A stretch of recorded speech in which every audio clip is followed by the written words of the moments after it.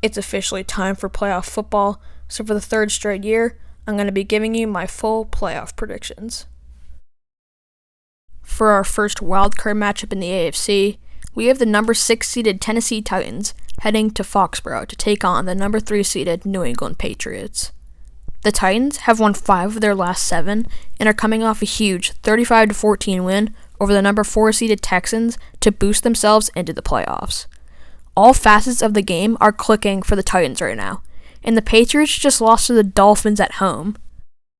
Things to like about the Titans going into Foxborough is that Derrick Henry hasn't failed to rush for 100 yards in a game since Week 9, and Ryan Tannehill has thrown for 1,762 yards and 16 touchdowns to just 1 interception since Week 9. Yeah, the defense is a little bit suspect, but the Patriots' offense this year has decided to lay down and die. Things to like about the Patriots in this game. Last time Derrick Henry played the Patriots in the playoffs, he had 12 carries for a minimal 28 yards, and it's in Foxborough, and the Patriots haven't lost at Foxborough since 2013. And can you really argue with Tom Brady in the playoffs? Another thing to add about Gillette Stadium is that in his career, in 6 games, Ryan Tannehill has thrown 5 touchdowns to 10 interceptions at Gillette, having the Patriots in this game 24-17. Next, we have maybe the surprise of the year and the 10-6 number 5 seed Buffalo Bills set for a battle with the 10-6 number 4 seeded Texans in Houston. The battle that headlines this game is, can Josh Allen keep up his rushing prowess and be a hit in this game where both starting quarterbacks are really a hit or miss on any given Sunday? When you look at the Texans' defense, they give him an unhealthy amount of rush yards per game, and that is a big part of Josh Allen's game. I am ready for Josh Allen to completely expose them. And with the inconsistencies of Deshaun Watson, the ferocious Bills defense will take a step up and completely lock down DeAndre Hopkins. And it's going to come down to who makes the big play when it's needed. And I think the Bills are going to be that team.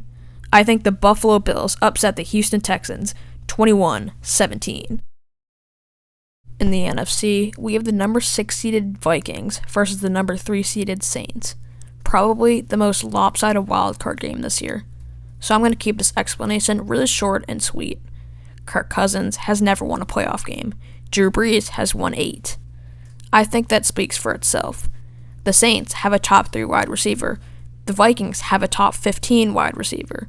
The Saints have a home stadium to play in. The Vikings do not. Saints 35-21. For our last wildcard matchup, we have the down 11-5 Seahawks versus the upstart 9-7 Eagles. I think this game is going to be a lot closer than everyone thinks. Now, the Seahawks have lost to inept teams at home, but this is an away game, and they are 7-1 on the road. The Eagles have won 4 straight. When they played in Week 11, the Seahawks won 17-9. That wasn't Philly. Carson Wentz and Russell Wilson have both had fantastic seasons from a statistics standpoint. The thing is, Carson Wentz has never played in a playoff game. Russell Wilson has excelled in his playoff games, and I think that is what makes the difference here. Seahawks take it 23-20. For our AFC divisional games, the first one up is the Bills at the Ravens. I can totally see the Bills coming out to Baltimore and executing phenomenal plays, catching the defense off guard, and frustrating Lamar Jackson, but it's not going to happen. I do think the Bills' defense will make a valiant effort to slow down Lamar Jackson, as they did in Week 14. But in front of the Charm City crowd, Lamar Jackson will bounce back from last year's playoff defeat, and unlike that game, he does not have to play a playoff-experienced quarterback. I think the Bills will dial up great concepts of defense that will crack Lamar Jackson, but it will get away in the end. I think the Ravens will take it 30-17. In the second AFC divisional game, we have a rematch of the 2018 AFC Championship game, Patriots versus Chiefs. In the 19 years long Brady-Belichick era, this is the weakest they have ever looked, and in the Andy Reid era in KC, this is about as strong as they have ever looked. When the Patriots and Chiefs played in Week 14, the Chiefs barely pulled out the win, 23-16, in New England, and the Patriots have looked worse on the road than at home. But the Chiefs have looked worse at home than on the road. The difference in this game is that the Chiefs have won 6 straight, dating back to Week 11. The Chiefs' defense has really turned it up, and the Patriots have kind of turned it down. The only thing that could save the Patriots in this game is how Tom Brady plays in the playoffs. And this is very likely to be the last time the Patriots will get to the playoffs with Tom Brady. I think the Chiefs will take it 34-28. In the NFC, we will have the Seahawks at the 49ers. In Week 17, the Seahawks lost by this much, and I think we will get a repeat of that. I'm going to go with the unproven Jimmy Garoppolo over the proven Russell Wilson. Jimmy G has taken them this far, and I think that he keeps it going. Marshawn Lynch was a complete non-factor in their Week 17 matchup, just 12 carries for 34 yards. He needs to find a way to produce for this team, or the game gets away in a hurry, like it did last week. All these years of learning behind Tom Brady are coming to fruition for Jimmy Garoppolo. The 49ers play in their home building on January 19th, after hanging on to beat the Seahawks 27-22. This next game is a coin flip. Saints at Packers. We have a battle for the ages between two of the best to ever do it. Clutch versus clutch. Who will come out on top? A glancing blow for the Saints is that it is up north in cold weather. This completely plays into the Packers' favor, who this year are 7-1 at Lambeau Field. But Drew Brees is actually on fire right now, and he can do no wrong. At the end of the day, there's too little time on the clock left for Aaron Rodgers to drive downfield and win it. I think the Saints take this one 24-20. The AFC Championship game will feature the Chiefs and the Ravens in Baltimore. The battles to watch in this game are: who will perform better under pressure, Patrick Mahomes or Lamar Jackson? Second, who will keep the chains moving more on third down? Let's explore number 1. Basing this off last year's playoffs, you'd immediately say Patrick Mahomes off his success actually winning a playoff game. But last year, the hype was all about Patrick Mahomes. How far did he make it? This year, it's all about Lamar Jackson. Are we going to see a trend where the most hyped up players fail to emulate their regular season success when it matters most?